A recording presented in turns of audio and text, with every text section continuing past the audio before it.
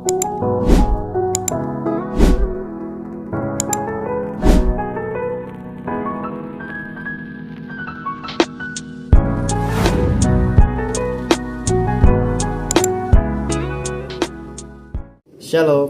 buat kita semua, saya Efra Kusuma dan hari ini saya akan memberikan tutorial bagaimana cara menggunakan konkordansi, perjanjian baru, dan interlinear. Selamat menyaksikan. Oke, sebelum kita masuk ke tutorial penggunaan PBIK, maka kita harus terlebih dahulu mengetahui apa itu PBIK. PBIK adalah buku yang dibuat oleh Pendeta Hasan Sustanto dengan tujuan untuk membantu umat Tuhan di Nusantara menafsir dan memahami Alkitab. Jadi buku ini terbagi menjadi 2 jilid. Jilid pertama adalah Perjanjian Baru Interlinear Yunani Indonesia. Isinya dibagi dalam 2 bagian. Bagian pertama terdiri atas The Greek New Testament, yaitu Perjanjian Baru bahasa Yunani. Disusul dengan terjemahan interlinear, nomor lemah konkordansi PB, dan uraian fungsi kata dalam PB atau parsing yang ditunjukkan dengan singkatan unsur gramatika kata bersangkutan. Bagian kedua terdiri atas 3 versi terjemahan PB, yaitu Alkitab Terjemahan Baru, Alkitab Kabar Baik dalam bahasa Indonesia sehari-hari, dan The Holy Bible New International Version atau NIV. Jilid 2 adalah konkordansi Perjanjian Baru, yang terdiri atas konkordansi Perjanjian Baru beserta berbagai informasi yang terkait di dalamnya. Dalam PBIK juga terdapat tabel yang berisi Gramcore, Grammatical, Text Fields, and Codes atau singkatan dan tanda yang digunakan dalam program Gramcore. Oke, baik, sekian dari pengenalan tentang PBIK dan sekarang kita akan masuk ke tutorial bagaimana cara menggunakan PBIK. Selamat menyaksikan dan selamat belajar. Oke, baik, sekarang kita akan masuk ke tutorial bagaimana cara menggunakan PBIK. Yang pertama adalah kita akan menentukan kitab mana yang akan kita cari maknanya atau teks mana yang akan kita cari maknanya. Dan sekarang saya mengambil contoh yaitu surat Titus pasal 3 ayatnya yang pertama, yang berbunyi demikian. Dengan perikop pesan-pesan penutup. Ayat yang pertama, ingatkanlah mereka supaya mereka tunduk pada pemerintah dan orang-orang yang berkuasa, taat dan siap untuk melakukan setiap pekerjaan yang baik.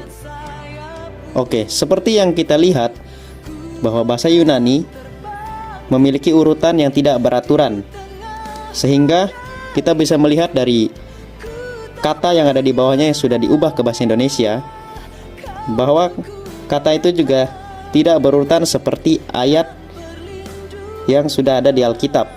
Sehingga tugas kita adalah menyusun ayat itu dan mencari makna dari setiap kata. Baik, pemirsa, di sini saya sudah membuat urutan dari terjemahan yang ada di Concordance mengikuti urutan yang ada di Alkitab. Jadi tugas kita adalah mengurutkannya tadi, yaitu setelah kita melihat terjemahan yang ada, kemudian kita akan mengurutkannya seperti ini dan membuat dia menjadi sebuah terjemahan yang baru. Oke, setelah kita mengurutkan kata yang acak tadi menjadi berurutan seperti di Alkitab, kita kembali ke Concordance. Jadi untuk melakukan penafsiran dari sebuah teks, kita harus mencari dulu makna kata. Jadi di sini saya akan mencontohkan satu kata, yaitu ingatkanlah. Nah, di situ di bawahnya terdapat nomor yaitu U87 dan V2SPAM. Kita mulai dari U87. Jadi U87 ini adalah nomor lemma atau nomor alamat yang akan kita gunakan untuk mencari makna kata tersebut dalam interlinear. Ya, setelah kita membuka interlinear dan mencari alamat U87, maka di situ kita bisa menemukan ingatkanlah dalam bahasa Yunani hupomimnesko. Itu dipakai 7 kali dalam Perjanjian Baru, yaitu dengan kata dasar mengingat, dan makna harafiahnya adalah mengingatkan.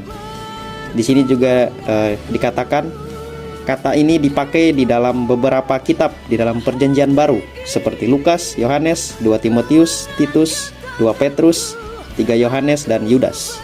Ya, tadi kita sudah membahas mengenai nomor lema, dan sekarang kita akan bahas tentang parsing atau nomor dan huruf yang ada di bawah nomor tadi, yaitu V2SPAM. Oke, kita masuk ke tabel gramatikal. Ya, tadi kodenya adalah V2SPAM. Ya, V artinya verb atau kata kerja. Ya, ingatkanlah adalah kata kerja. Kemudian ada 2, yaitu second person atau orang kedua. Kemudian ada S, artinya singular atau tunggal. Kemudian ada P, itulah present. A adalah aktif, dan M adalah imperatif. Sesuai dengan urutan dari V, maka kita akan mencari dia di daerah V. Setelah sudah melakukan beberapa langkah tadi, maka kita mengambil kesimpulan bahwa ingatkanlah adalah sebuah kata kerja yang menggunakan kata present aktif imperatif, yang berarti teruslah mengingat atau menunjukkan bahwa perintah ini harus terus-menerus dilakukan. Jadi, ingatkanlah di dalam Titus pasal 3 ayat yang pertama menunjukkan bahwa itu adalah perintah dari Paulus kepada Titus untuk diingatkan berulang-ulang, yaitu perintah untuk tunduk kepada pemerintah dan orang-orang berkuasa, taat dan siap untuk melakukan setiap pekerjaan baik. Ya, jadi itulah tutorial dan langkah-langkah dari cara menggunakan PBIK. Jadi, semoga bermanfaat untuk teman-teman semua. Saya meminta maaf apabila ada salah kata atau ucapan, mohon dimaafkan. Dan semoga dari video ini bisa membantu teman-teman untuk bisa lebih rajin lagi untuk menggali Alkitab dan memahami isi Alkitab dengan baik. See you next time and Jesus bless. Jangan lupa like and subscribe guys. Bye.